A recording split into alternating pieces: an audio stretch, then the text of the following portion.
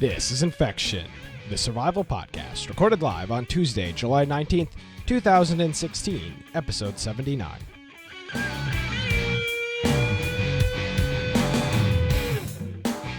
Hello, everybody, and welcome to Infection, the survival podcast. Infection is your source for the latest information on survival video games.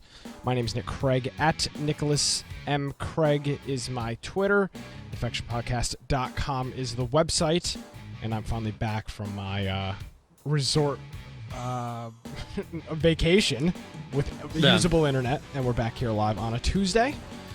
Joining me, you already heard him, Brian Aldrich. What's going on, Brian?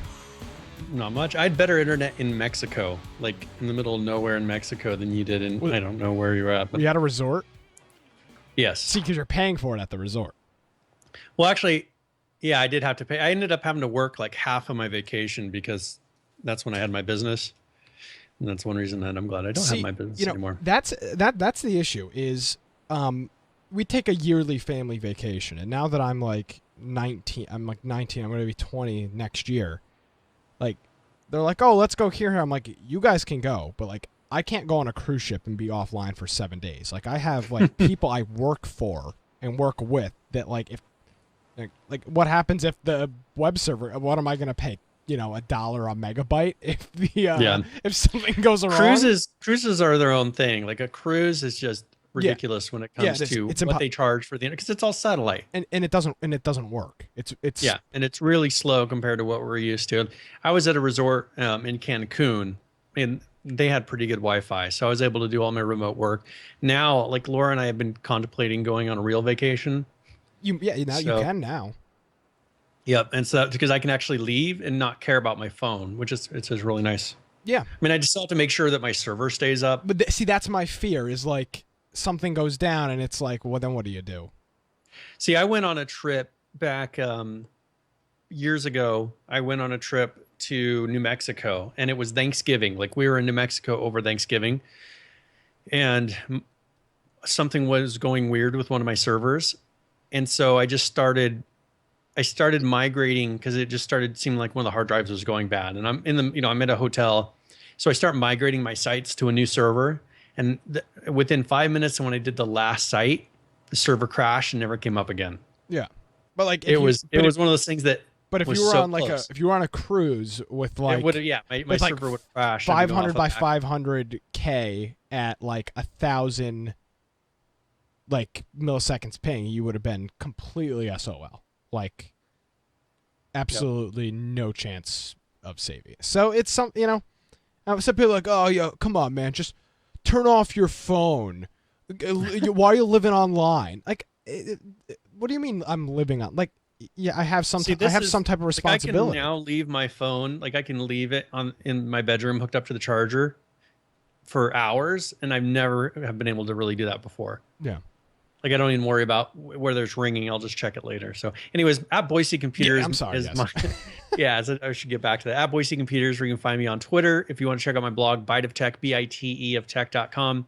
Has all my links to social media. You're more than welcome to go there if you want to find where to find me somewhere else. So, yeah. And we'll plug more of the infectionpodcast.com stuff. We have one thing I will say, though, is our Discord. Going very well. So if you're looking for a group of people to hang out with, check out our Discord, which has a link on the right-hand side of infectionpodcast.com. Yes, you need an invite for that. Okay. Let's see.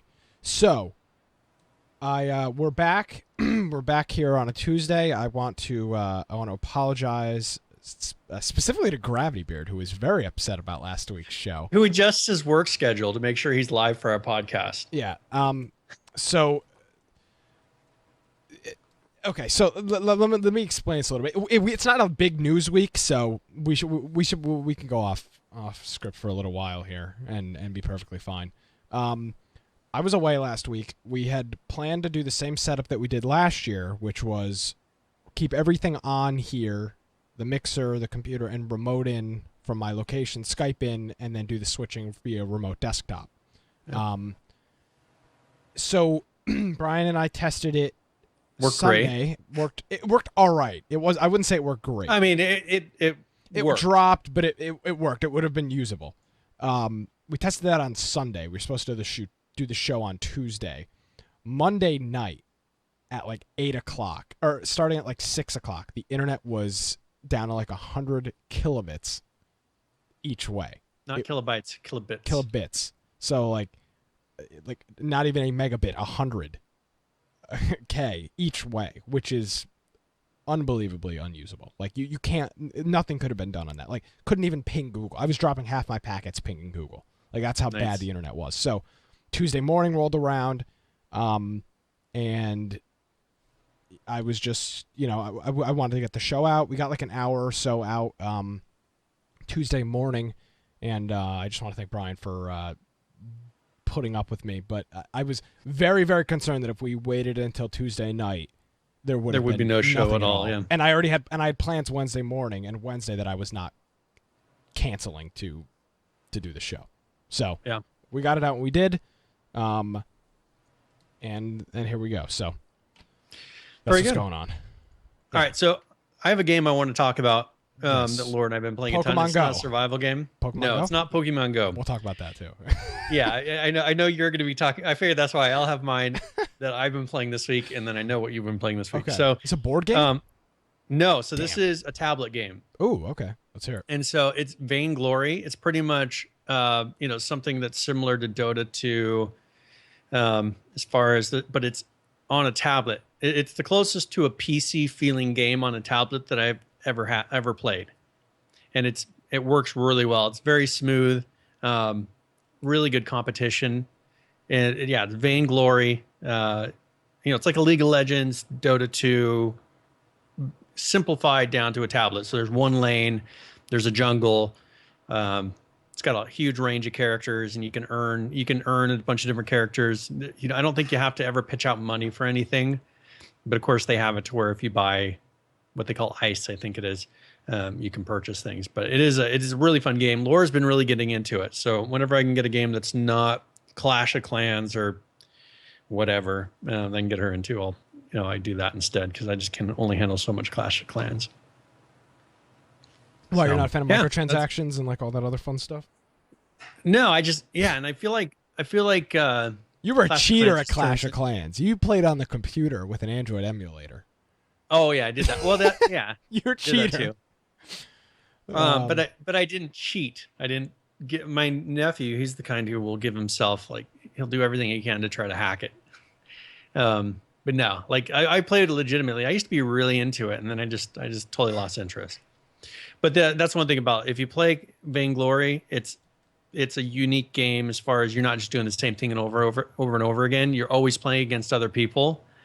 So you sometimes will get people that are really good, sometimes really bad. I do one when they actually call Battle Royale, and it picks the characters for you. You can't pick your own characters. Wait, is this in Vainglory or Clash of Clans that you're talking about? In Vainglory. Oh, Vainglory. Okay. I tried this, by the way, before I had a usable tablet.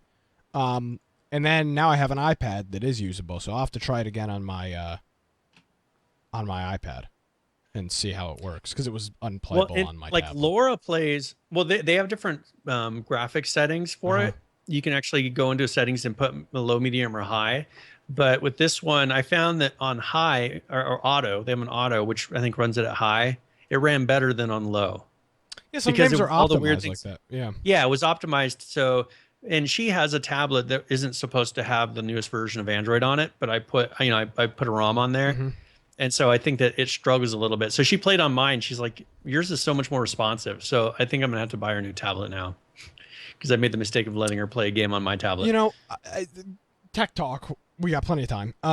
Android tablets are great, but they are so like 2 years and you might as well just throw them. You might as well just throw them in the trash. And I'm being generous. Like, I've got like 3 or 4 year old Samsung Android tablets, and they're good for playing an MP3 for the show, which is the extent of what they can do.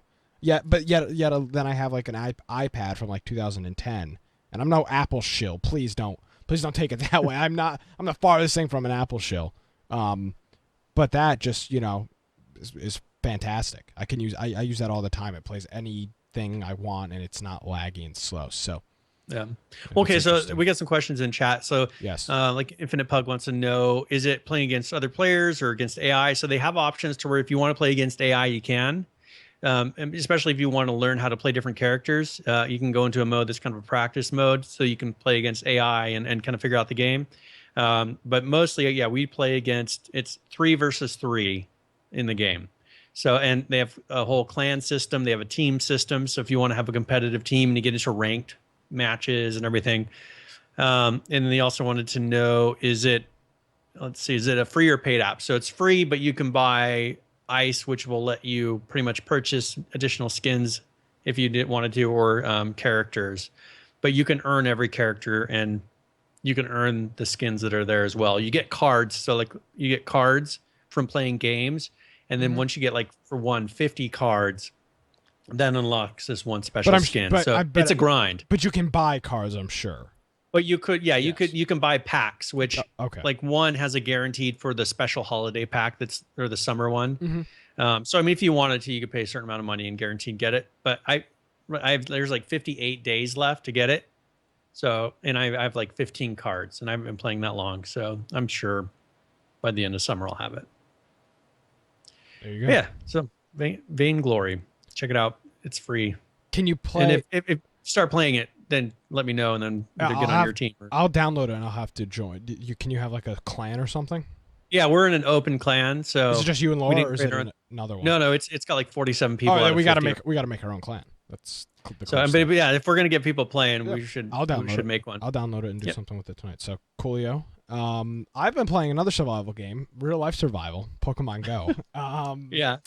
So for me being the casual gamer that I am, more casual gamer, Pokemon Go is a honestly, I thought it was going to be a terrible flop. This thing has been talked about for years.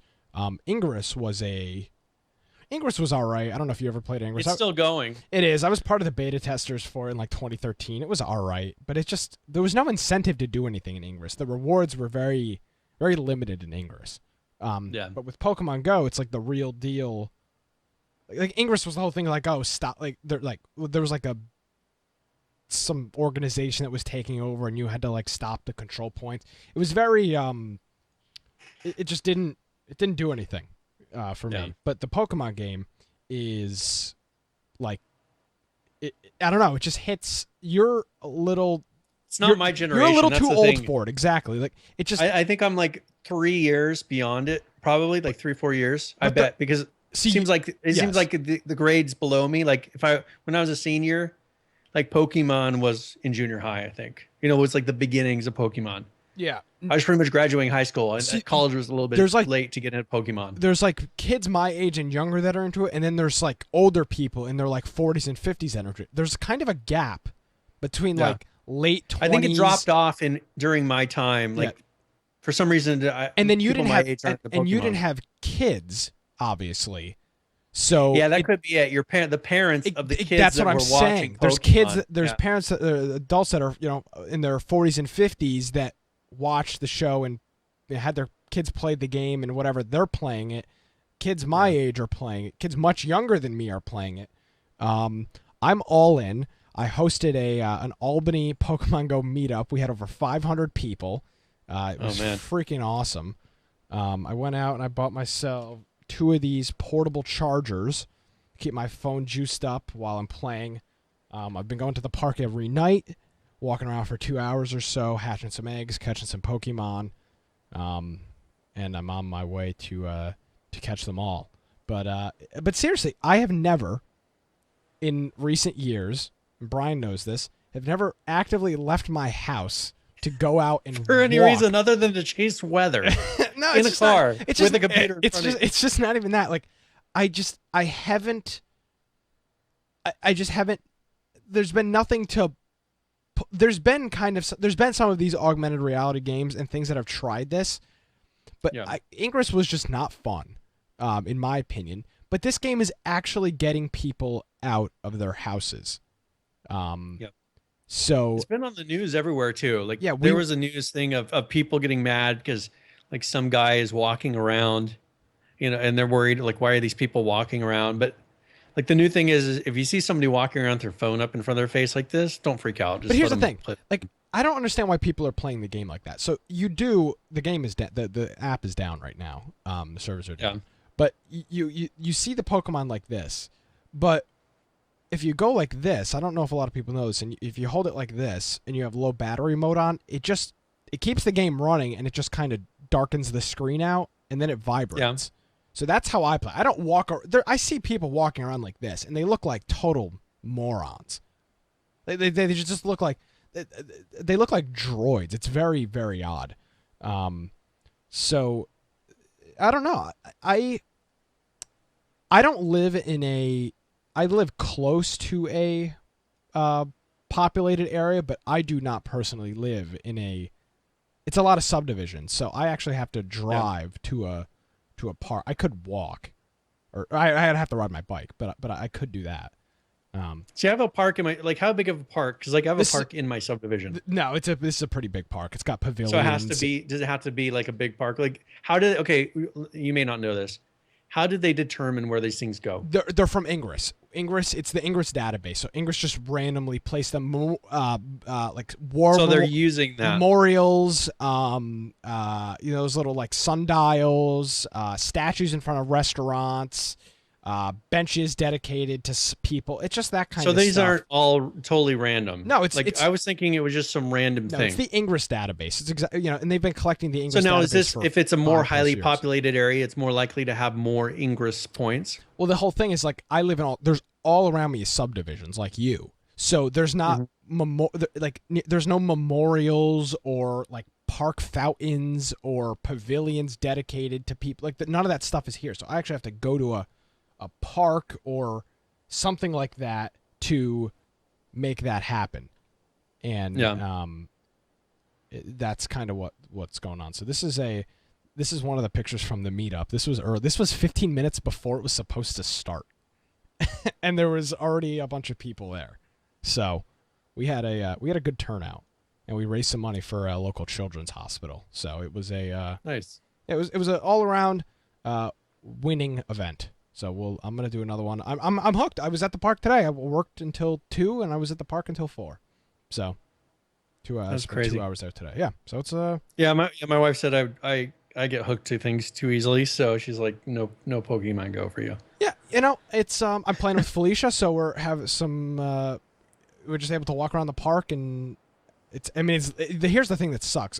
Come like February here, this game's gonna suck because you're not gonna leave your house. It's gonna be 12 degrees and freezing, and snowing. So people will be going on Pokemon Go vacations. Yeah, you're gonna have to. You have to go to a place where it's warm so you can play some more Pokemon Go. Yeah, exactly. I have to be taking vacations every other week.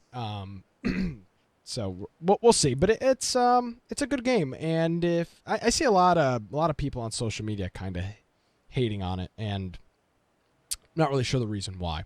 So there you go. That's I keep hearing like you have these pastors that are saying, oh, it's like they're demons, and they're putting them specifically in churches, and I heard some crazy conspiracy talk with Pokemon Go. Of course, that's and I don't even know, like Pokemon. I have no clue what Pokemon is about. Oh, so here's the thing. You give me unbelievable crap for not being watching all my Harry Potter and Lord of the Rings and all this Star other Wars. No, I know Star Wars, Harry Potter and Lord of the Rings and all this other BS. You don't know what Pokemon are, and you're not into. I assume that you train them, right? Train them for fighting or something. You're not into Pokemons, and you're giving me a bunch of. So everybody. Brian doesn't know what a Pokemon is, and he's never played a Pokemon game. So you can direct your hate to him instead of giving me crap all the time. So there you go, Brian the poser Aldridge. That's how I should have introduced you. I think I'd be more of a poser if all of a sudden I'm like, oh, I'm gonna go play some Pokemon. Hey, whoa! Look at me, Pokemon guy. Yeah, exactly. Yeah, unsubbing. Right. So that was my week. Now. I want to start off with this. I want to ask this before we get into any news. How was the game week? I bought this stupid Humble Bundle monthly, and I couldn't even play the damn game because I tried downloading the game. It ran for like 3 hours, and it downloaded like 11% of the game. I paused and deleted it. So, what was the game, and how was it? All right, so we played for this past game of the week. What did we play? We played Hurt World. what was it called? Hurt I'm World. trying. Oh yeah, Hurt World. Oh man, it It must have was been it must have been great. well, I was blanking on the name. Yeah, we played Hurt World because it was in the Humble Bundle recently, and we just joined some random server, and I mean it's a fun game. I think there's a limited playability on it. Why? Just because I mean, other than you get a building and you maybe build something, gather, you can get a vehicle. But other than that, there's not much end game that I could see other than just going and try to kill people. And So so, would you say that because a lot of people we've been told this from the past that this game is kind of it's a really really poor man's Rust. yeah, I mean, Would so you we agree? were able to go in and we just found a building that somebody had abandoned, or they hadn't quite abandoned it, but we just destroyed this one little thing because it was about to expire, like a totem, I think they'd called it. And we went and claimed this building. So we had a building. We started, there was chests in it, and we started filling it up with stuff. We had one guy who was a troll who just wanted to try to kill us. Nice. Um, but yeah, definitely, it doesn't have the depth that Rust has. Rust has a lot of things, and I just didn't see a lot of things. Gotcha. They know there are guns, like you can get guns, but we didn't see anybody with a gun. Okay. Well, that's a Everybody problem. was just running around with bows and arrows. We saw two vehicles, so somebody on an ATV, and then somebody was in some sort of a truck or some sort of more of a regular vehicle driving around. But I think there's not a high population of people playing it. Okay. Um, and so we didn't really see people running around that had all the stuff. So I just figured there's probably not too much there. We were in the main kind of a beginning area, though. I guess if you spread out, it gets harder. Okay. So we only got so far before I had to go. But I mean, it's a fun game, but I just don't see it. It's not like Ark where, people can just for a week, 2 weeks, 3 weeks be sitting there and just building the whole time and Oh, doing okay. nothing else. So you don't see that.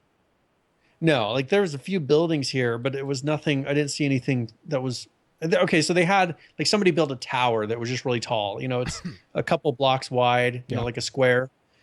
Just a tower that was way up in the air, and then someone made something that had a sign that said barbecue, and it was just a little building, but nothing that you looked at like in Ark where it's like that's amazing. Huh. Interesting. So, yeah, I mean it was all right. I mean, if I were to put out a game like that, I'd be like, hey, this is a cool game, but it's not. I don't think they're putting out content regularly enough. Like I think it's going to get stale, and it has gotten stale. They are not pushing it to have it be a growing. I think they've got their money out of it, from what I can tell and what I've heard from the community. They've got their money out of it, and I don't think they're really going to push to continue developing it. Interesting. Like what you see with Ark or like what you see with Rust on a weekly basis. Yeah. So we had been kind of told that this was kind of a thing that the game was like this, and I guess this kind of solidifies it, right? Yeah. I mean, that's like we didn't see anything that looked like that, like what you're showing on screen. Interesting. We Okay. didn't see anything to that detail. Like, so I just don't think, maybe we didn't run far enough, but it just, I just didn't see that stuff. And you should see it. Like if you're running around, like you would expect to see if people are really playing it, you would see Like this kind of stuff. like So this stuff. we saw one of those vehicles, Okay. one driving around, and then we saw like a little ATV. Huh.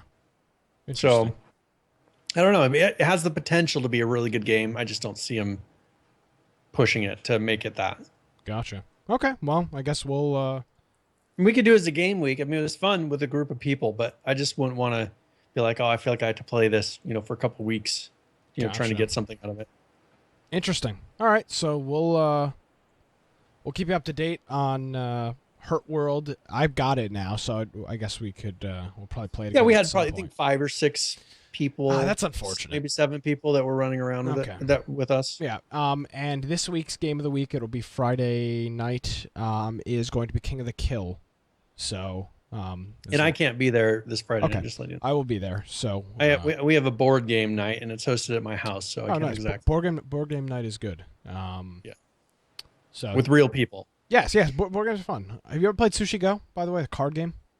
Yes, Yeah, Sushi Go is a actually, lot I of played fun. it once, and it was a lot of fun. was a lot of I fun. heard that New York.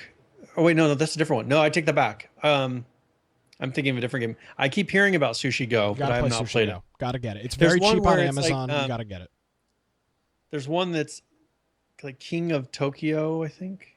They make a lot of they make a lot of similar games. They make one that's called like Picnic Go or something like that, and it's kind of with like hamburgers and hot See, the one dogs I'm and stuff thinking like of that. is King of Tokyo, and I that was a lot of fun. It's kind of similar to the concept of Godzilla and all that in a Oh, board okay. game, Okay. and so your monsters fighting against Oh, each I other got and this. Okay. control a point. This is nothing like Sushi Go.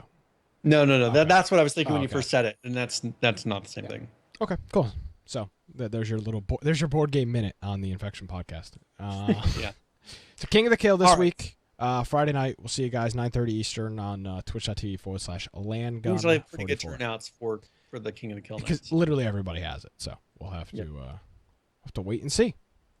All right. Speaking of H1Z1, do we want to get into this recent producers update? This came out. Yeah. There's some similar things because this is the one that came out the day after. On Tuesday. It seems like we've talked about a few of these things. Yeah, we have talked about almost all of these things, but yeah. Yeah, and so that's the thing. As I was looking at, I'm like, well, what did they really do new in this one? Because So, there's the big thing. there's another producers update 2 days later. Yeah. So the one thing I think we've talked about, but I don't know if we've actually showed, is this weapon enhancement thing that they're adding to the game. So now when you kill rare zombies, you could find prototype weapon parts, and you'll be able to combine these prototype parts with regular weapons in the game to create these kind of weird special weapons. So this is the Vulcan, and this is the M16 with some type of add-on that makes the bullets like incinerary. So there's some type of modification or attachment that you'll find. Which, by the way, Brian, we've talked about this in the past. Attachments. This is the first kind of step for the attachment. This is almost like pack-a-punching in Call of Duty Zombies. How it kind of modifies the gun and adds a feature to it. This is kind of the pack-a-punch for all of you. Now, do you see this happening? This is a King of the Kill update, I think, if I remember correctly. No, this is Just Survive update. So this is gonna, Just Survive? Yeah, this is going to come Just Survive, and I'm fine with that. I wonder if we'll see if any of these things in King of the Kill. I would imagine if you can find here's like this, the thing. and that would change the game. You don't kill zombies in King of the Kill, so they're going to have to figure out how. Now, what it would be cool is to have this fall down in crates, these attachments, and then you could make maybe your have guns it be in the airdrops crate. that happen Exactly. or something. So that or not even have So the it's attachment. not always a sniper rifle. You might, rather than a sniper rifle, you might get an attachment. I wouldn't even honestly in King of the Kill. It shouldn't even be an attachment. It should be the attached gun. It should be you should get the Vulcan out of an airdrop. The gun, because I mean The whole gun exactly. as There's is. the whole gun is. You're not going to be crafting and stuff like that. So just dropping these kind of special rare guns into King of the Kill definitely. But this is Brian. This may be the first step in the right direction of red dot sight, silencers. Sometimes silencer that's like a water bottle, and because I mean realistically, all silencers just Because this is something we brought up a long time ago. yeah makeshift. We have water bottles that could easily be a very basic silencer. That all it has to do, and I one shot. know Yeah. audio can be a struggle to really do, and probably in their engine. No, I think the audio's fine now. I think Well, they but I'm just saying had it's poor probably audio for them people. to make changes like that. It's probably more difficult than on Unreal, where it's a very simple system of, you put in something and say affect the audio like this. They have to code all this stuff in there. I think they fixed it. Once they do it once, though, yes, it'll be easy. Exactly. But yeah, I think if they could get in there and just say, hey, if there's a water bottle on here, it's not as strong of a dampening effect as the top end silencer that you can find. Exactly. And have them be that where they over time damage. Yeah. They They should break after like a have round. it where it's only it's and you can't repair it. Like have Exactly. it be something that goes away, and have it be the water bottle. Maybe the water bottle only lasts for a couple of shots. Should last for a clip or something like that. Yeah. Yeah, really, it would. If you think about it in real life, a water IRL. bottle into your gun would probably blow up over time. Like it would get to where it's exactly. just shredded. Exactly. So So that's the first thing. PHVCK says this doesn't make sense for Just Survive. I think compared to all of the garbage that we have in Just Survive, this makes the most sense in my opinion of things that are in Just Survive right now. This makes sense. well, if you made this like a special item, remember what were the like go to this church and look in this crate, you know, or whatever, go to this house and look in this crate with the Yeah. old keys. You know, have this be something that's kind of a quest line like that. Yeah, definitely. I would rather have that in Just Survive. Like, make it to where it's something you have to work for. It has a limited lifespan to where you have a reason. Because we found that when you had all your shotguns, you had all this ammo. Like, what was the point of those crate keys? We ended up just sticking them in a chest because we didn't need any of the stuff that they were dropping. There was nothing special that wasn't available everywhere else in the world. Exactly. So, That would make them instantly more valuable. yeah. So they, like I was just saying, out of everything in the game right now, this will actually add to gameplay. This will make gameplay different. So when you shoot with this Vulcan, it will inject some type of incendiary chemicals, and it will pretty much light them on fire. So this straight out like Left 4 Dead. Like, you can get the incendiary clips for Left 4 Dead, and you shoot the zombies, and they're on fire. Yeah. So this is good. The next thing, now this, I'm not sure about this next one. We've talked. God, I can't remember. There is a game that does this. But when you die now, your dead player, it says you player. Your player will They rise have a number of different spelling as errors in a, here. Like, look at here where it says, "So, what's happened in development?" There you go. I can't give them that much credit because That's their first title point. nice. So your player will now rise as a zombie. So after you're killed, you rise as a zombie. Now I think personally that there should be some type of time for you to rise as a zombie, because it says in the next sentence is so you or your friends will have to kill the zombie again to get your stuff back.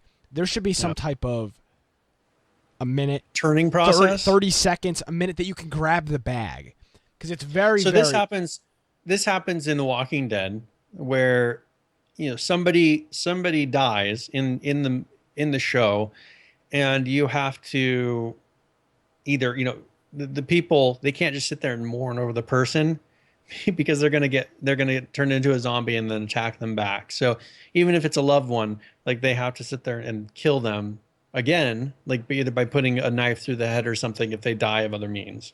Yeah.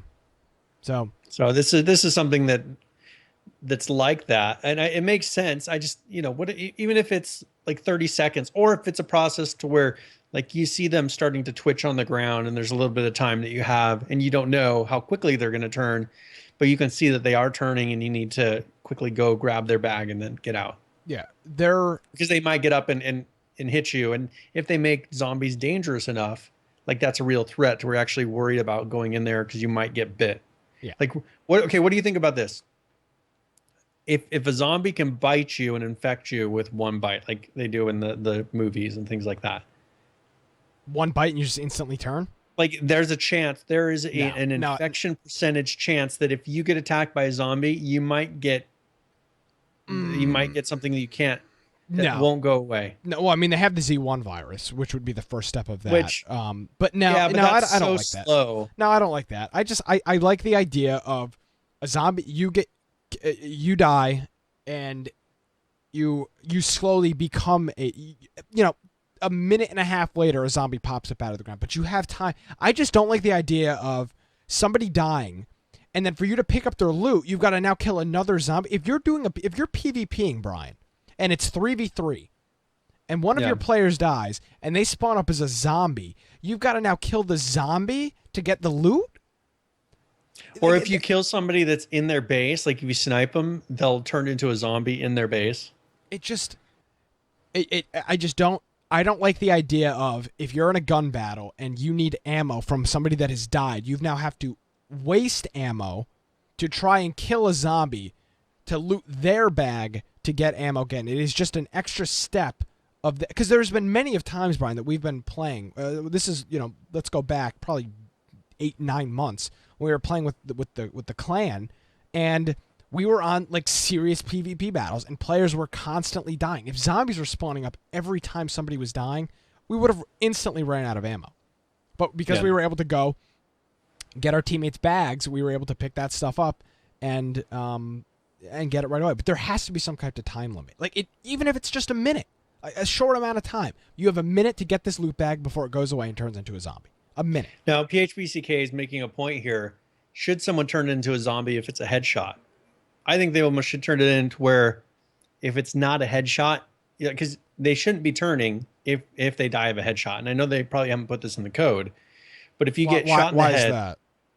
because your brain Oh, is not functioning. oh Like yeah, I that's how you guess. supposedly kill zombies by, you know, stabbing him in the brain or whatever. That's how they die. Not into Well, all if it's these a zombie headshot, they shows. shouldn't be doing it anyways. Yeah, I don't know. There just needs to be some type of cooldown. I'm not looking. This is not going to be a big mechanic of the game, so I don't think it needs to be super advanced.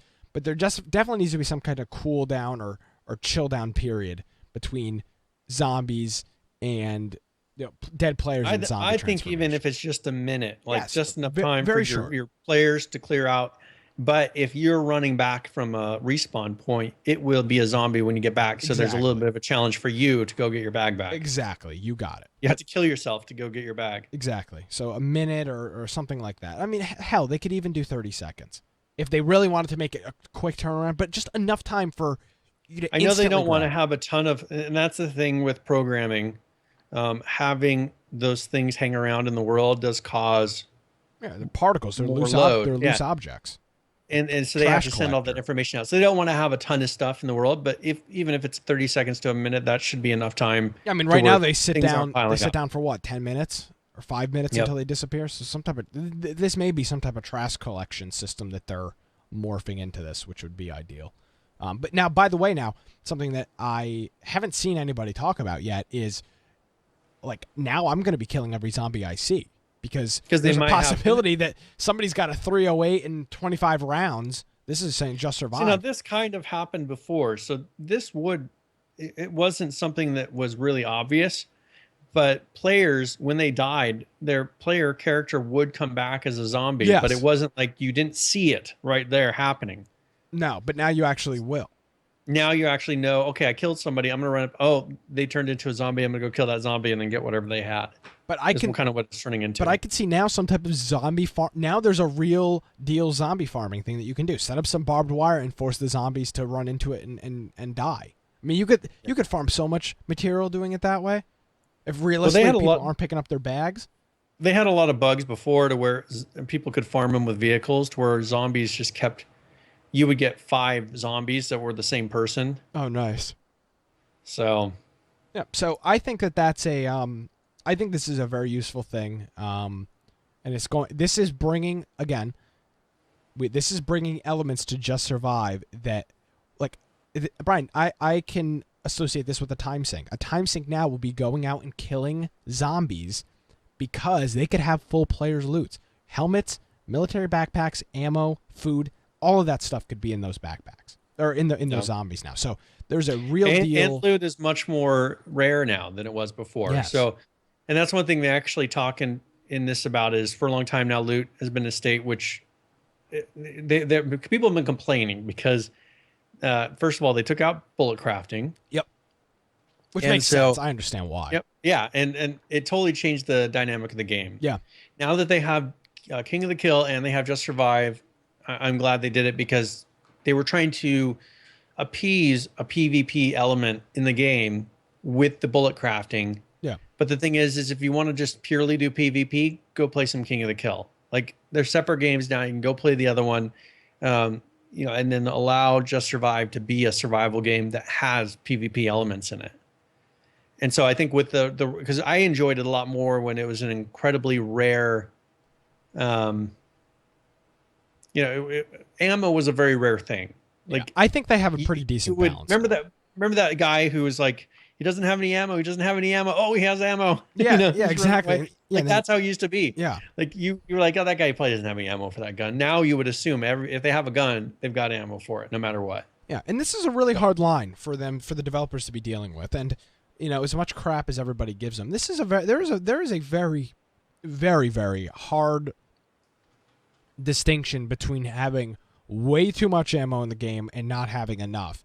And I honestly think what we have now is not too bad. It is a happy medium for the current moment, and having the zombies now being people or dead people's bags will only add to that loot availability.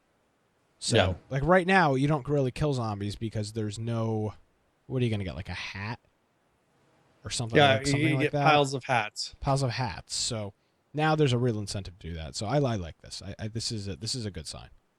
So now in Just 5, another thing they did is a limited base building. So they made it so at the villas you can now are now open for base building. Um, and it says campfire torches and flares are no longer restricted from the rule. This is the So base building rule set.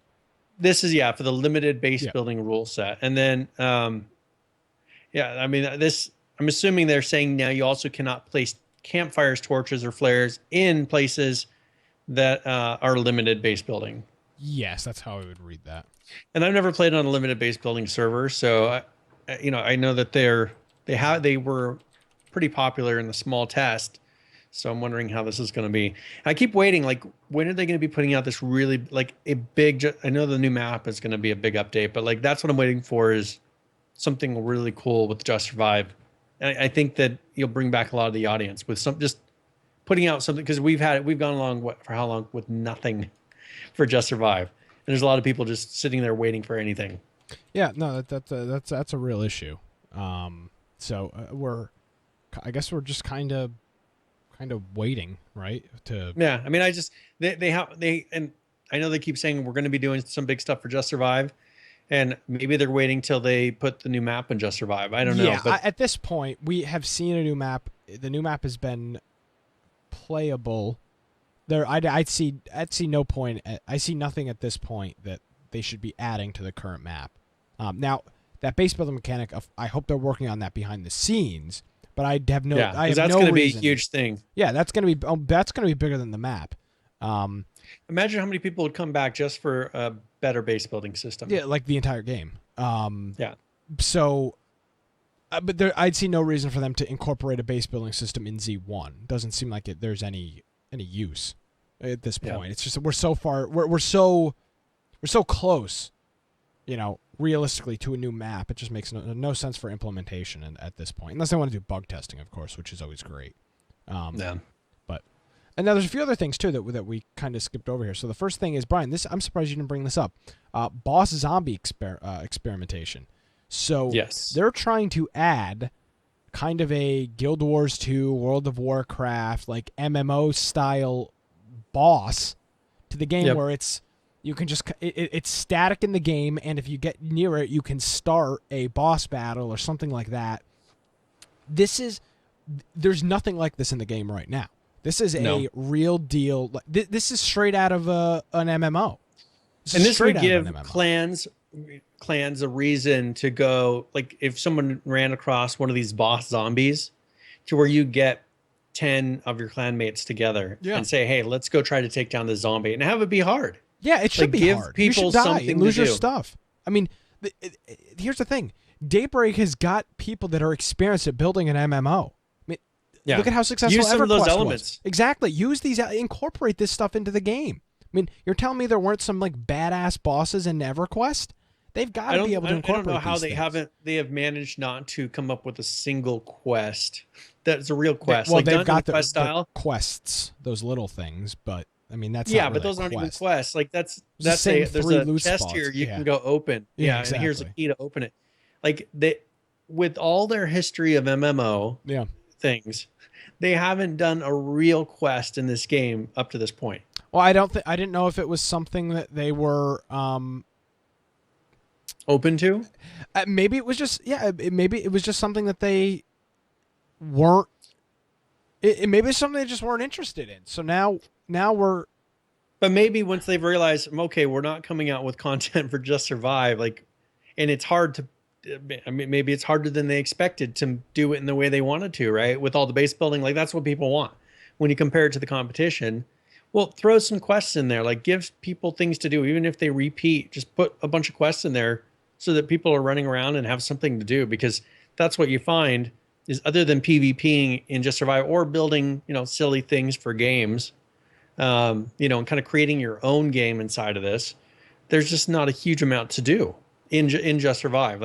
I watched the community, what's it called? The thing where they have the community outbreak. I watched that this past week. No, Outbreak, I think it is.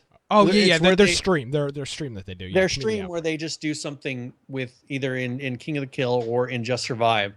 And this time, a group on one of the whitelist servers had put together a big maze. Okay. Like it was a maze that they had made, Yep. and so they hid loot and things, and they had people start go to the starting areas, and people inside the maze had to go find certain weapons, and the last person surviving, and that was a lot of fun. Yeah. But they're doing that in such a restricted. I mean, doing that is such a pain in the butt to do. Imagine if you just gave them fences, like fences they could put up, and you could make a real maze. Like they're having to do all of this on deck foundations and then using buildings to block off pieces. Imagine if they just gave them a straight wall and said, here you go, you can make a wall. People could make mazes with walls and gates and make a whole game out of that. And that would be so simple for them to do. Yeah, just build the wall. It's like, why don't they? Yeah, let's build a wall.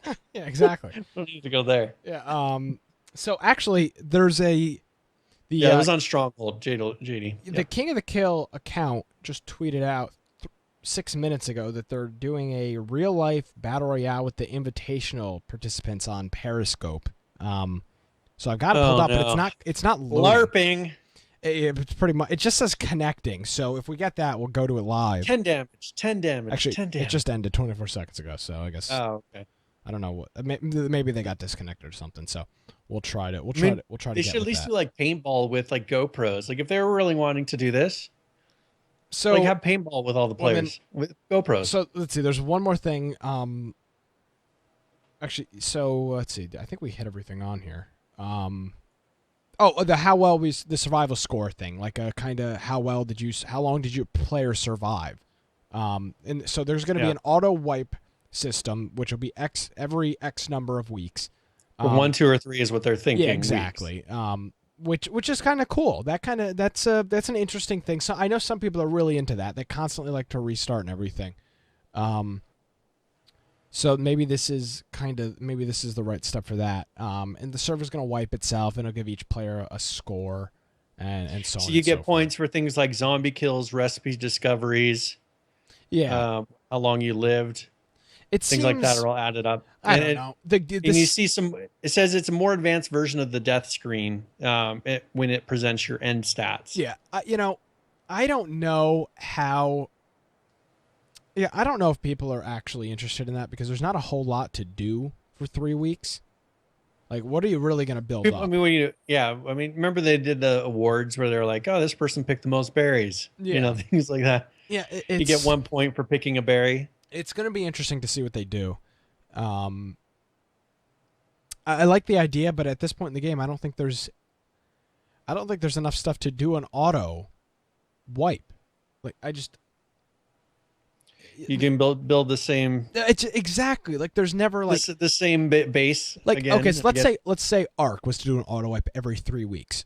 You could totally play the game a different way every single time. Like, hey, this in a different area, you could train different dinos. Exactly. Like you could approach it differently. Different thing to do every time.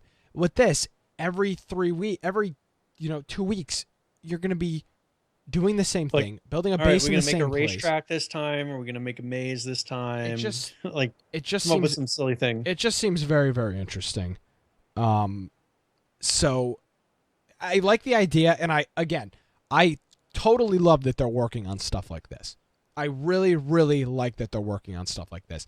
I'm just not sure at this point that there's. But this usually would be an afterthought of, oh, there's so much stuff to do. Like, let's put a wipe in there so that people don't reach the end game. Like they're always doing the stuff, working those 2-3 weeks to get to that point, and then there's a wipe. Like that gives people something to do each time. Right now, it's like after day 1, unless you're making some huge ridiculous project, after day 1 you have your base, and then you're just going to run around and do the same stuff you've always done. Exactly. Like, I think more than a day, but even 2-3 days into it, you're done. I mean, you've got what you've wanted to accomplish, unless you're again doing something super crazy. So that's what's going on with that was the producer's update from or Just Survive, and they put one out on the 15th for King of the Kill. And this one was more of talking things that were specific to King of the Kill. One thing they discussed was game performance, They're looking into frame rate drops.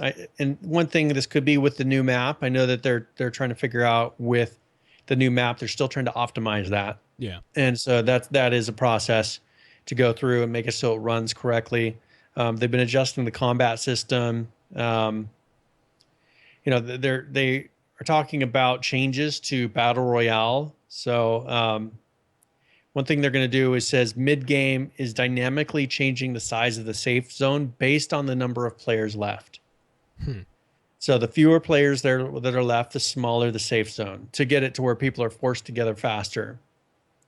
So, and it's going to more quickly create conflict. So let's say there's not very many players left. Like usually people are kind of straggling on the outside for a long time up until they're finally forced to be next to the 3 people that are left.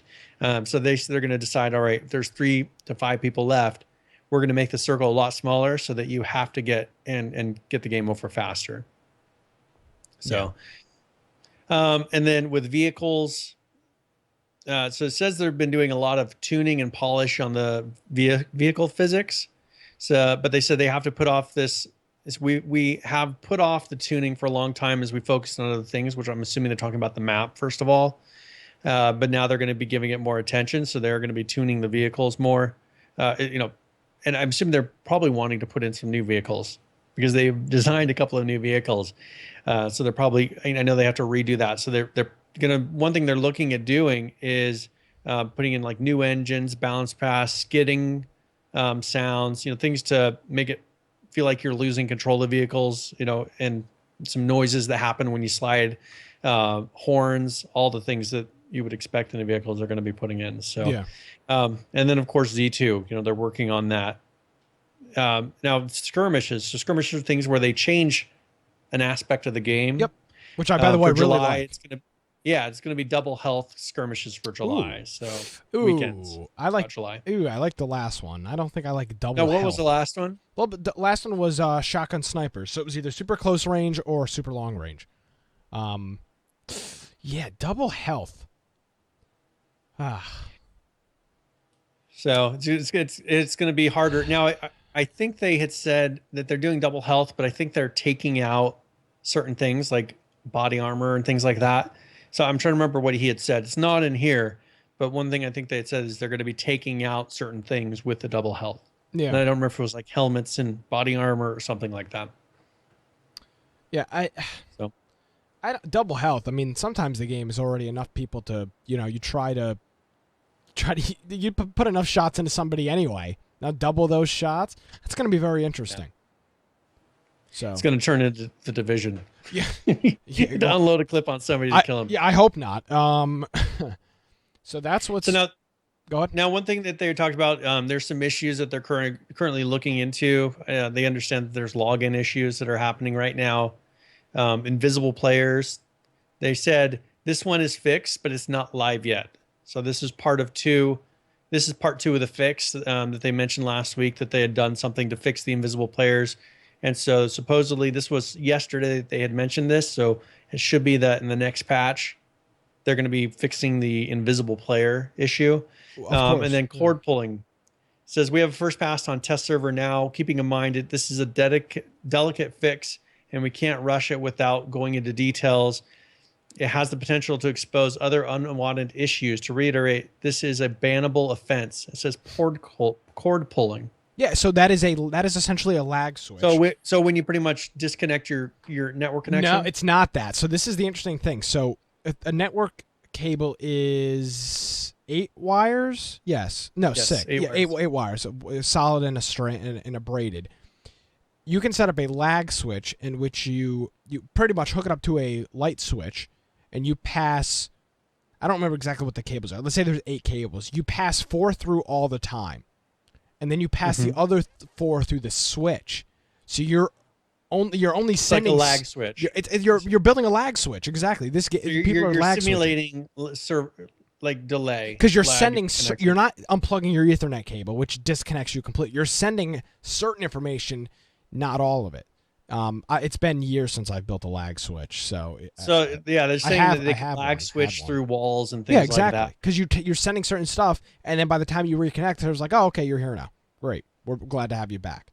So Yeah, lag switch. It was a big thing in Call of Duty. I just never heard it as cord pulling. So yeah, no, lag that they switches. don't have any freaking clue about lingo. It's not called cord pulling. Cord pulling. It's not, it's So yeah, so they're doing a first pass on that to try to take care of it. But as they said, it may cause other issues when they try to fix this, and it could be that they're trying to maybe make it more real time to where there's a little more server side checks, I would assume. But of course, then that possibly creates lag, other things from doing that. So, but those are the current issues that DevShock had put out that they're looking into. Now, they had announced the 2016 some of the people that are going to be in the Invitational. Yes, and breaking This- news: Brian and I are not on the list. Oh, imagine that. Surprise, surprise. It is So that now they're going to have, so they have invited players, kind of like what they did last year. Yep.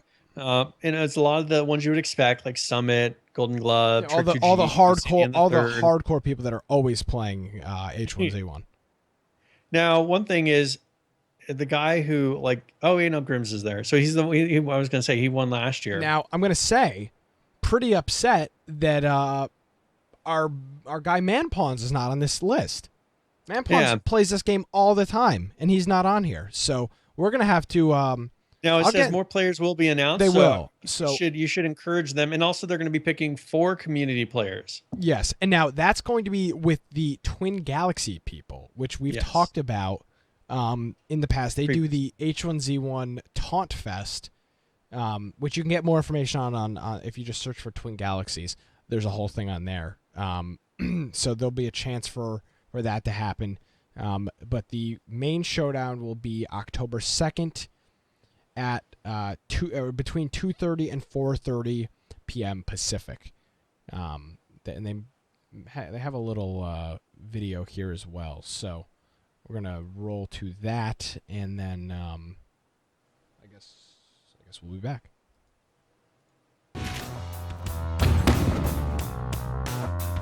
Hey everybody, we're really excited about the second annual H1Z1 Invitational. We've just announced the first wave of players and you can check them all out below. Think you have what it takes to play in the Invitational? Team Echo Fox will be selecting community members based on their submissions to the Twin Galaxy leaderboards. There are 3 slots left, so make sure you upload your best matches to the site to see if you have a chance to qualify for a spot on the team. The Invitational crate's going to be coming out later next month, and a portion of the sales will go towards building the prize pool.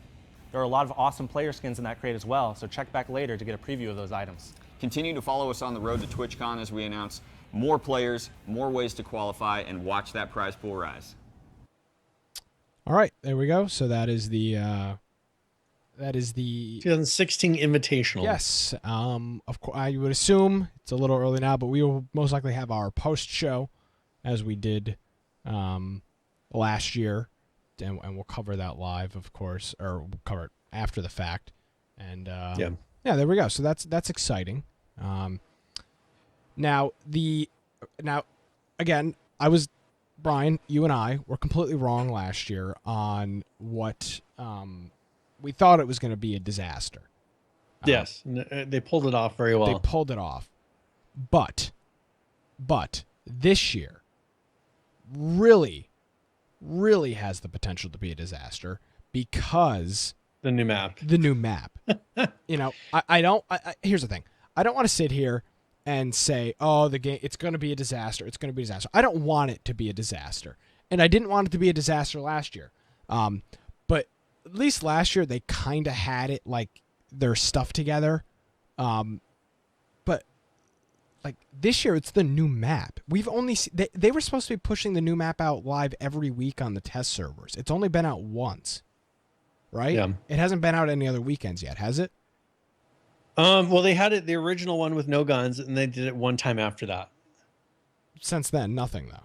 Yeah, since then I haven't. It was supposed to be out every week. Yeah, it was supposed to be every weekend, and they said that there was something happening to where they weren't doing this last time. So I'm hoping they'll have it next week, and hopefully they put in a lot of fixes and they're getting a lot of the things ironed out. Because they're in a push, like they got to get it done. Yeah, they have. This map needs to be done by like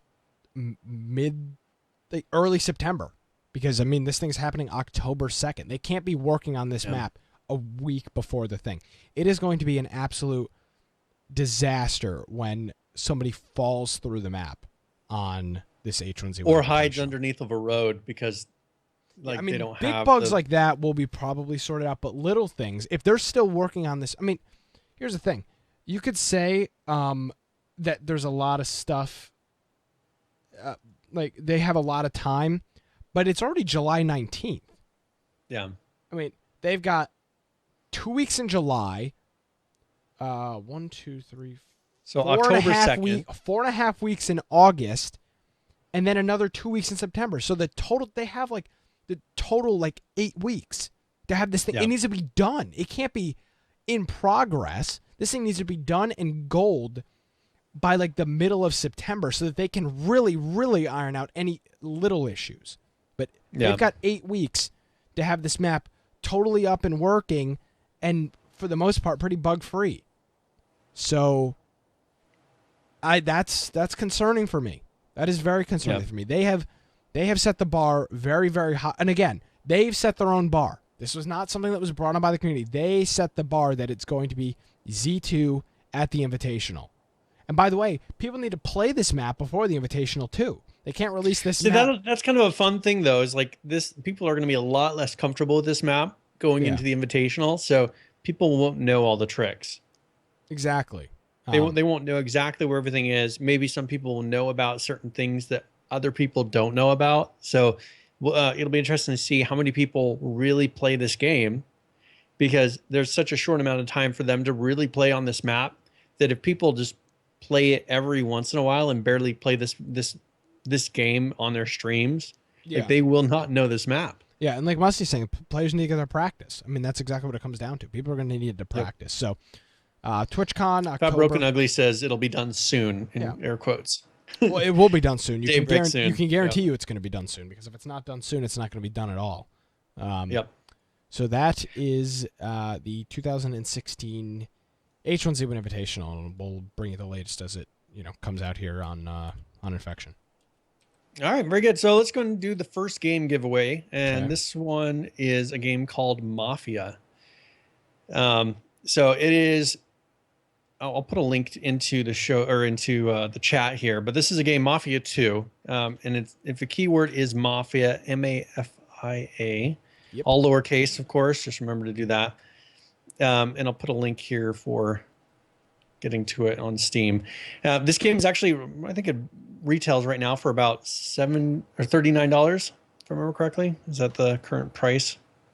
Not sure. $29.99. This is the digital deluxe, so it's actually $39.99 right now. So pretty good deal. So we'll be giving that one away first, and we'll actually have a little bit bigger game coming out here at the end of the show. I figured since we didn't do last week because of everything that was going on, and we did it at an unexpected time, we'll just do 2 more expensive, bigger games for this giveaway this week. Yes, definitely. So enter Mafia in chat, and we'll get you entered for that. Now, Brian, this is 2 weeks in a row now that we've had subpar ARC updates. Yes. I know that they're working on big stuff, and I saw that I think they were having some console issues, because I saw a lot of the developers tweeting about waiting for Xbox QA to get back to them about pushing patches. Yeah. So I wonder if they've really been just kind of working on console stuff this week. But nothing really massive this week in terms of. Okay, so for ARC. 244.6, this was put out on the 16th, so this past week. The one thing they did hint before last week, we talked about it, is this new save format that they're doing. They had it to where you could opt into this new save format for the server, or on your computer. I think it would probably do it there too. But now this week they put it to where your server actually defaults to the new save mode. So they must have found that it works very well. They didn't have any major bugs. So they rolled it out.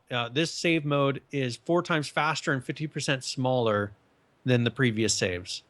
So they now have an option that you can run if you want to save as the old format. So Gotcha. dash old save format will let you save it in the old way, but the new one saves 4 times faster and it's 50% smaller. One thing they did say is new saves are not backwards compatible. So, but I guess what you could do is you could restore it and then probably switch, have a running server. And then I don't know. Backwards Yeah, I don't- compatibility is a must. Just saying. Yeah, I don't know if you could have a running one. The only thing is, you could. I don't know. I don't know if you can go back once you do that. It's already there, so it must have upgraded them. But it says new saves are not backward compatible, so it doesn't look like you can go back. So another thing they did is they reduced the client game memory usage by about 600 megabytes. So it says and 600 megabytes GPU RAM. So this is huge. The fact that they were able to take out 600 megabytes of used video card memory. That's pretty impressive. This is great. This is specifically good for older PCs or older like laptops or whatever that have subpar video cards. That's what this is really ideal for. Yeah, exactly. Because if you have one that's a 1 gigabyte video card, 600 megabytes is over half of that. So yeah, definitely. That's pretty impressive. And it says all meshes now stream the level of details dynamically. One thing they said is this could potentially have a small runtime performance impact. So to use the old method, more RAM, but no potential performance loss, you can do a no memory bias, and that will use the old method. So you're not stuck on the new method. If you found that maybe you have a really good graphics card, but you have a not so good CPU, you may want to do it in the old style. Yeah, definitely. So that's one thing to keep in mind. It says diseases are now permanently cleared whenever you level up. So, and as you get older, it's more time consuming to recover from a disease. So they're having the age of your character. So maybe it's based on levels or whatever. Yeah, real life mechanics. It's harder to get rid of a disease, or perhaps maybe it's not based on the level, but actually how long that character's been alive since you've died. Gotcha. I'm thinking that's what they're saying. Yeah, I would assume that as well. I mean that because if you die, I think it clears out your disease anyway. So this is based you're on pretty much spawning as a new character. Yeah, and then you have to, but you keep your level in things you've learned. Yeah. But I think it clears out your actual disease. Now the Titanosaurus torpor has been reduced by 50%. This is a huge dinosaur that's really a pain in the butt to knock out. So they've reduced the torpor for it by 50%, and the travel distance for taking torpor reduced by 50%. So effectively, the Titanosaurus is much easier to knock out. Also, they made it so that the saddle for that is now moved to level 85 with 120 Ingram point requirement. So that is huge. Yeah. That's quite a few, and that's a high level. So that is 244.6. 244.7 was a small fix. So they had an unversion hotfix with fixed local single-player dedicated crash, which could occur when traveling between areas. And then the regular fix they did in this one was they fixed a crash. So they're recommending that all unofficial servers needed to update this because this fix was specifically to fix a crash. And then they did 244.72, which they usually don't do these in-between numbers. But I think they're trying to keep away from 245. Remember what they ran into last time? Yes, exactly. Is that they ran out of numbers. So they've already got planned doing 245, and they're trying to stick to that number. So this is 244.72. Client side update. It was a crash fix that was associated with loading directly into a server from the Steam browser. So it's a rare crash associated with streaming skeletal meshes. So it has to do with the animation of the character and everything. So they fix those. That brings us to current. They are going to be working on this new one. Should be coming out on the 28th. So in 9 days, they're expected to do the 245 patch, which is going to have a big update to the center. They're integrating Primitive Plus. They're adding in a couple more dinosaurs, fishing, dynamic length bridges. So this is going to be cool for going. We have a plugin on our server which allows you to go and make a bridge that spans across an area, but they're actually integrating that into the game. Cool. And then large ceiling dino doors, so you can actually fly a dino in from above, not have it's like a flying hangar. And then spiral staircases. So they take a lot of the really popular mods that people are putting on their server, and they're integrating them in the actual game. So like spiral staircases. Somebody's already done the work. You just got to look at the code. And they know what people want. Like that's exactly the beauty of having such a moddable server like this. Yeah. Is that you see what people like? Okay, let's put that in the game. Exactly. So very good. Yes. Now, real quick, This is some of the footage of their paintball So event. paintball, exactly. Yeah. Isn't this exactly what I said? Yeah, so this is what they were doing. This is they had this on Periscope. It was only live for like 2 or 3 minutes. So they're doing some real life paintball here for the Invitational. So there's some cool stuff going on Nice. there. Yeah. At Daybreak. Just Yeah. because you're good on it with a mouse shooting people doesn't necessarily mean you're good with a Paintball- real gun. Paintball So hurts, this will man. be- Let me tell you that. Yeah. Paintball hurts. I don't know if you've never played paintball. That hurts. I used to play it a lot. I love paintball. Here's the thing. It's expensive too. The CO2 cartridges are expensive to get filled depending on if you have a place that fills them. And the paintballs themselves, you go through a lot of paintballs very fast. Yep. Plus you got to have an auto hopper and the whole ordeal. So it's a All right, so everybody type Mafia one more time. We'll just make sure that everything is good to go, and then we'll do the roll for this. So, yeah, so that's going to be the 28th. So not next week for the show, but the week after that we should have the new update, and then we'll have to try out the new. I haven't played server the center, and I haven't played Primitive Plus. that's going to be our server wipe, I believe. Yeah, so we'll wipe it, and then we could pick which one we want to do. I don't know if we want to try the center or maybe do Primitive Plus, so it's a little bit different of a game. I think both at the same time. Well, but then we'd have to run the server both. What do you mean? You know what I'm saying? You can Like, you it's can't gonna- have you can have 2 mods on the same server, can you not? Well, this is becoming an official one, so I don't know if you have to pick Primitive No. Plus. Can we run Primitive Plus On on? this, yes, the center's a map, not a mod. The center's a map. Yeah, but I'm just wondering if we can apply the I'm Primitive almost Plus certain you can. So we could do the Primitive Plus the center. That's what. Yeah, I think that would be a very cool thing to do. Primitive Plus on the center. Okay, cool. Yeah, we can do that. Yeah. All right, very good. So I'm gonna roll here for Yep. this first giveaway. So the winner is Ross. So he's a big Ugh. Woody sauce. Good G. He actually entered Aw. twice. Oh, well, you could type it twice. No, well, he entered at 2 different accounts. Oh, Ross Eraser, upping Mm. his odds. I see what you did. I can see the list of names. Rigged. Rigged. Yeah, definitely rigged. 100%. Yeah, rigged. Okay, so we'll follow through. He wanted the game so much. Uh, yeah. So all right, so I'll go ahead and send you a link to that. Yes. Oh, there we go. Totally calling him out there. Yeah, it's the truth. So I'm not gonna mince words there. So Brian and the group played Hurt World this week. Said it was a little bit lackluster. But I mean, they, it's an okay game, but it's not. so they are they're doing an update on Thursday, and they're adding some new. So they're adding some dirt. Actually, they're not done yet, but they're working on adding some dirt bikes to the game. It's called the Kanja.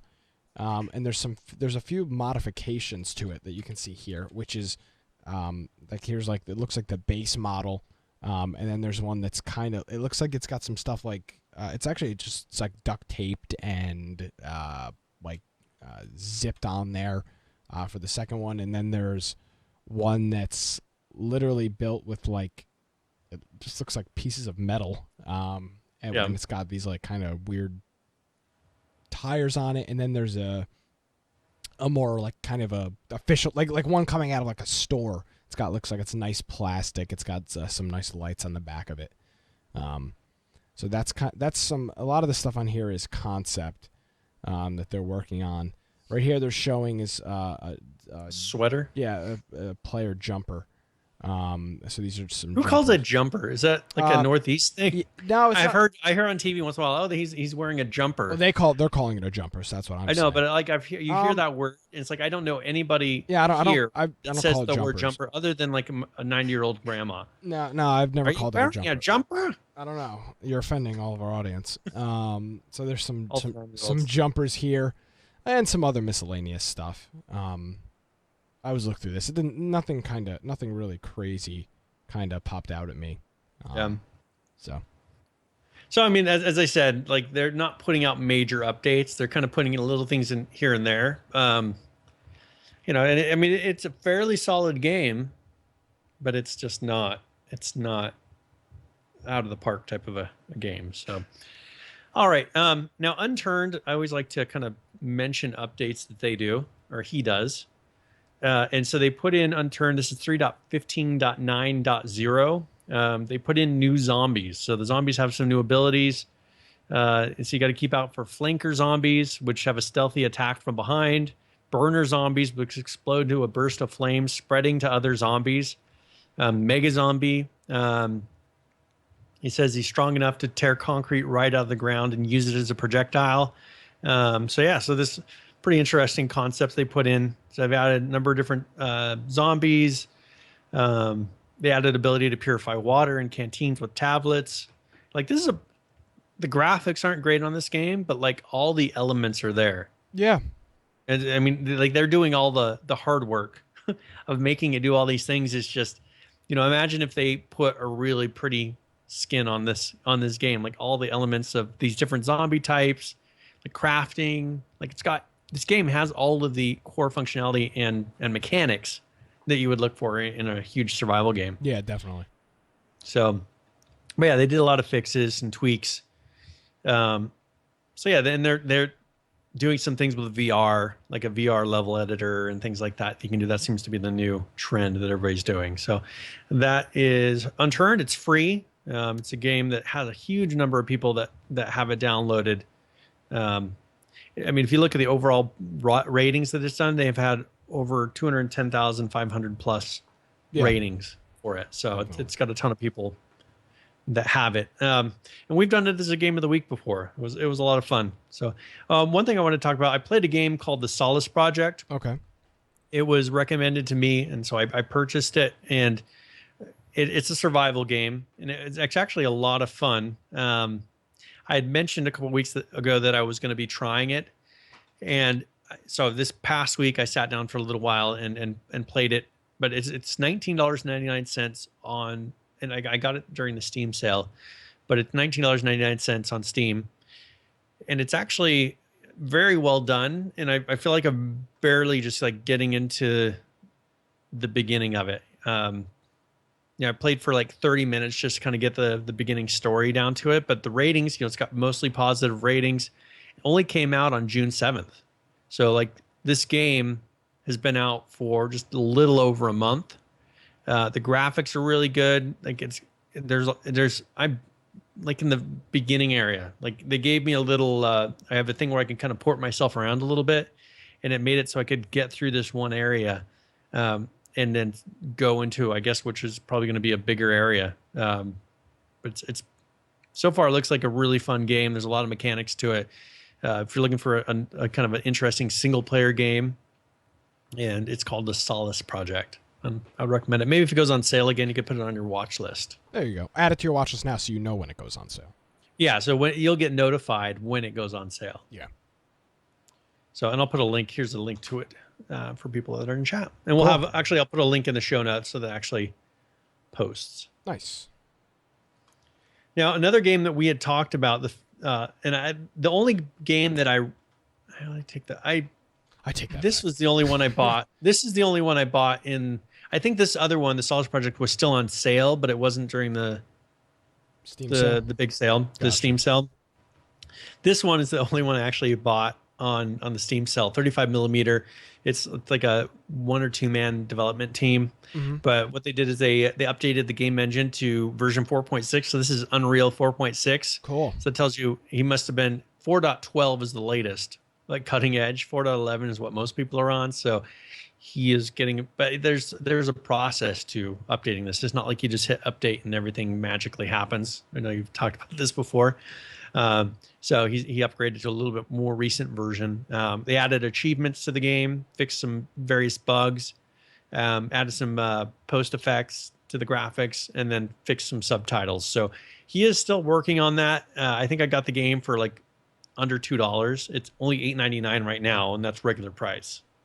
So very good, mostly positive ratings though for the people that have played it, and it came out on May 27th. So it's a more recent game. It's a post-apocalyptic, atmospheric walking simulator. And I don't know how walking simulator became I thought that was a bad genre. thing. Yeah. Yeah, it become a genre. Interesting. So now yeah. This next one is big, and I'm excited for this. So Yes. We Happy Few, which we saw at E3, is coming out in 1 week. 1 week from today, We Happy Few is coming out. I'm super pumped for this game. I know you were too. I know a lot of our audience was. And I don't know, man. I'm ready for this game. I will buy. Now, I'll be okay, buying so, this game okay, next week. so here's the danger though. Like, what about it's going to be early access, right? Do you feel like you're going to be taking away from your experience since it seems like a game that has a lot of story to it? Are you worried that you might take away from the experience of what the final game might bring you? So that's something I think you would be concerned about. Yeah, Something and that, I mean that's what's see, on my mind. I think I don't really care. Like you've got a when you play these games, you get like really involved in the story and everything. I don't. Yeah. So for me, I just kind of want to play a cool, fun game, and like I just don't get too. I don't get a whole like. I don't get really like. I've been playing Final Fantasy on PlayStation this week. Yeah. I could really give a damn what's going on in the story. I'm just playing the game, and I know. Am I conscious of the story? Yes, but for me, the story is not like, oh man, I gotta, the story. It's all about this. I don't really care. It's just my play style. A good story is great. But I See, really this don't one care. just seems like there's like that video clip that they did at the beginning. Yeah. For me, that really brought me into the story of like, was oh, a look at hook. all this stuff It that's was a going hook. on. That was the hook. Yeah, it Yeah, was and a they totally got me with the hook on that game. And I'm just worried that if it's too early access, that It's a possibility. I like, what if they don't complete it? Like, what if not all the stories there? So like, well, it you're might gonna not go be. I through mean, and then it's an early access game, so I guess you just have to wait for the reviews to come out before you buy it and see. I mean, it's not like it's going to go out of stock. So yeah. And then the thing is, you could always play it later, but then like maybe that feeling of the first time through is gone. And so that's why I really want to play it immediately, but I'm going to wait to hear kind of first perceptions from people of, oh, it's not all there. If I hear that, I'm going to wait. Because I want to make sure that it's actually complete enough to go through and get the true feeling that they're trying to kind of get across with this game. Because I think they have a really good vision. yeah. Like what they put out was awesome. And if they can put that out through the whole game, I'll do it. Yeah. So we'll have to see. Yep. We got Now, a another few one other things here. that we had discussed, the Other 99. This is one that was a pretty unique story. I found it, and he announced that it's going to be a little bit delayed, which you can expect with maybe a smaller team. So they're delaying it for release to August 25th. Okay. So this is going to be just, a little over a month from now. They're going to be releasing. This game was one where you're on, I think it's an island. Yes. And so you have to, you run across all these people, and supposedly there's 99 people on the island that each have a unique story. That's a lot of work to put all that across. And I assume that's part of what's taking the delay here. But you have to find your way off the island through the other 99. So part of you and either have to kill the 99 other people, or maybe there's something like when you meet them, like there's something you have to do, or, you have to go through a process through the 99 people to get off the island. So pretty interesting game concept. Be fun to see what they do, but that's going to be a little over a month before they release that one. So Gotcha. now another game that I played this past week was Sir, You're Being Hunted, and I actually mentioned this. This was a gift to me. So Gravity Beard actually gifted this game to me, and I was going to play it while I was out of town. But the problem is on my laptop, it was so laggy that I was like, I'm just not going to do this. There you go. It's a randomly generated like sandbox style game. So it's a survival stealth indie robots first person. So you can pick, okay, I want to have maybe like the castle on this island. Like you have some things that you can kind of set, and then it generates all of the world. And you have to go and collect these things that had dropped from space, I think it is, to be able to get away, like to get off the island. Gotcha. And so there's these different like robots that hunt you. So you have to be really careful because they find you, they'll start chasing you, trying to kill you. and it's a fun style. It's got some comedy in there, but it's sure you are being hunted. It's got multiplayer, so maybe if we get some people, we can try playing together. I assume it's probably a small number of multiplayer, maybe like a 4-person multiplayer or something like that. Yeah.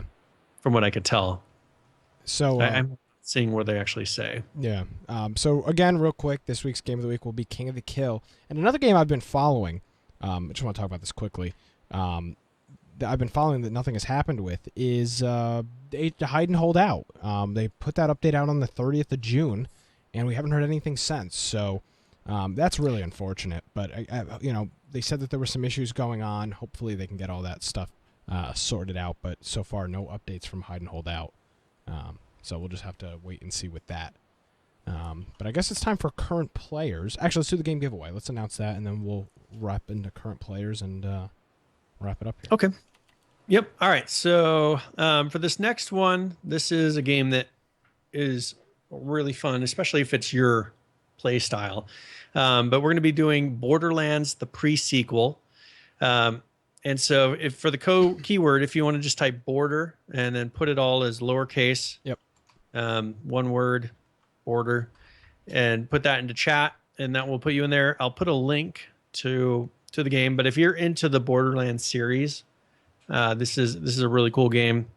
Same art style and everything as the regular Borderland 1 and 2. Yes. But I've played about 4 hours of this one so far. Cool. So I haven't beat this one. Gotcha. Alrighty. Well, so Borderlands, this pre-sequel. Yes, pre-sequel, enter border in chat, and let's jump into current players. Currently playing H1Z1. This is King of the Kill and Just Survive combined. 10,617. The 24-hour peak for that, 13,155. And the 7-day peak, 15,674. Just Survive, currently playing that, 3,109. The 24-hour peak for that, 4,006. 7-day peak, 5,144.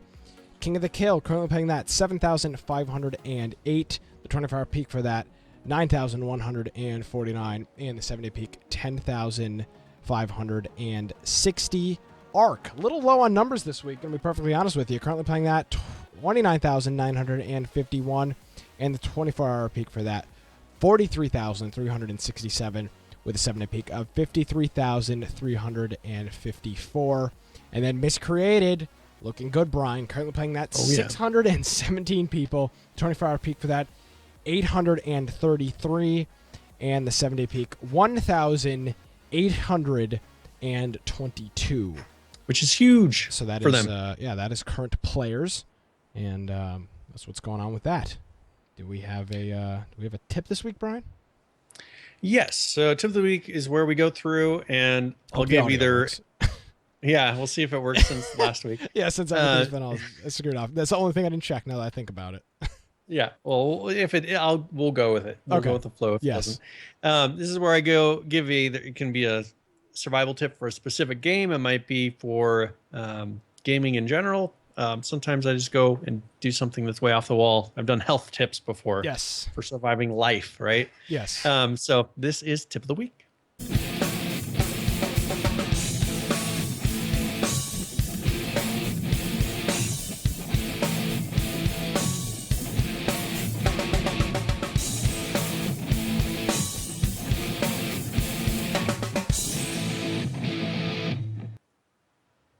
All right, so this is a little bit different of a tip of the week than normal, but there's this feature inside of Steam that I figure most people don't know about. And so I figured I would share that because it's kind of a pain to find, and there's a very specific way that you have to get to it. So there is a tab that lets you see recent updates to games in your Steam library. And I use this a lot because I've got a lot of games, and I try to keep track of what games are in my download list, but you don't really know what they did. So sometimes I'll see, oh, here's a game that put out a big update, and then I go look to see what they did. But inside of Steam, if you go to the main store window, and then you will see in the upper right, it should say, well, have your picture and then say for you. And so if you go to the for you drop-down list, and then on there, you'll see recently updated. So it's and that's the only way that I've seen to get to it is through the For You recently updated. It's not in the regular Steam application, like the drop downs that are in Steam itself. I only noticed this because I was going around in the web-based version of Steam. And if you go to For You, and actually they have all products, which will show you just across Steam, like the most recent updates. And then you go to Your Games and Software, and it'll show you the most recent updates from games that are out of your Steam library. So I try to kind of keep track of this because I've got a ton of games in my Steam library. And it doesn't do all, and it's not all time, but they'll show you a list of ones that happened, like let's say in the last week or two. And depending on how many games you have, for mine, it's a limited list. It goes back to, I think, June 20th. But if you go on there, go to Your Games and Software, and it shows you updates for your recent games. It's a nice way to find, because if you close your Steam window, like if you close out of Steam and come back in, your list of downloads clears.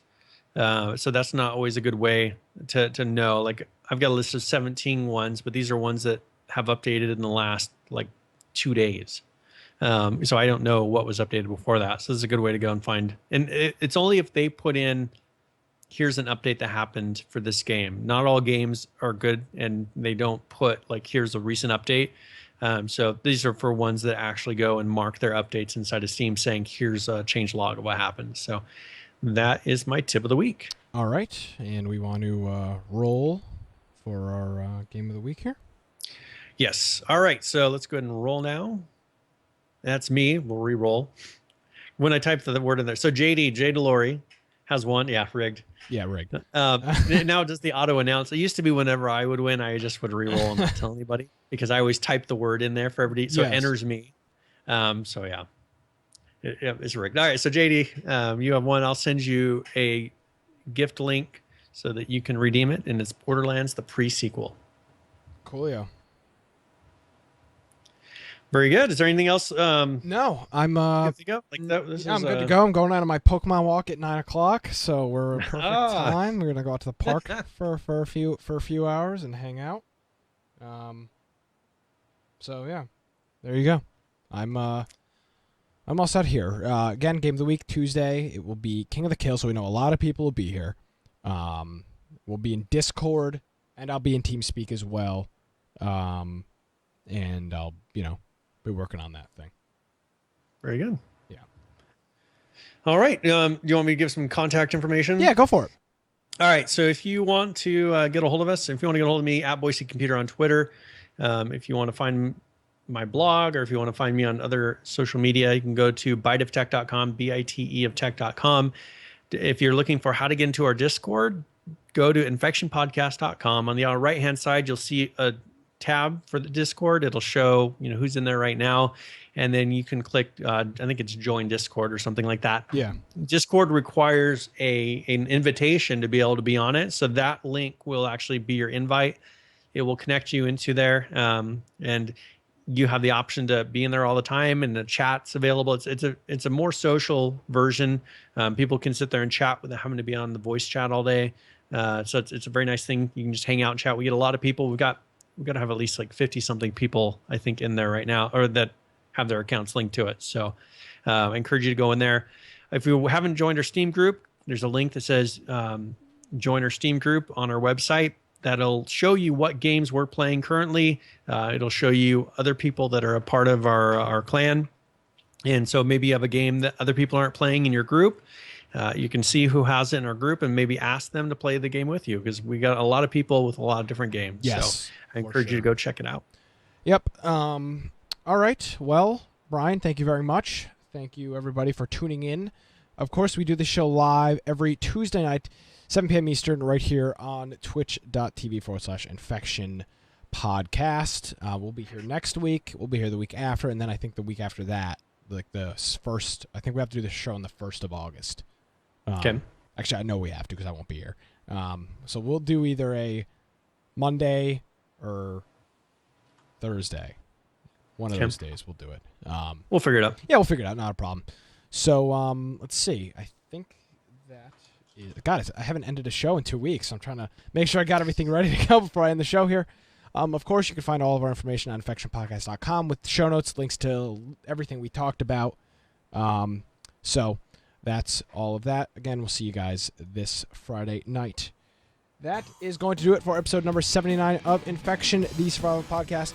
My name is Nick Craig. At Nicholas M. Craig is my Twitter. Infectionpodcast.com is the website. Thanks, guys, for watching. We'll see you next week for Infection. Have a great week, everybody.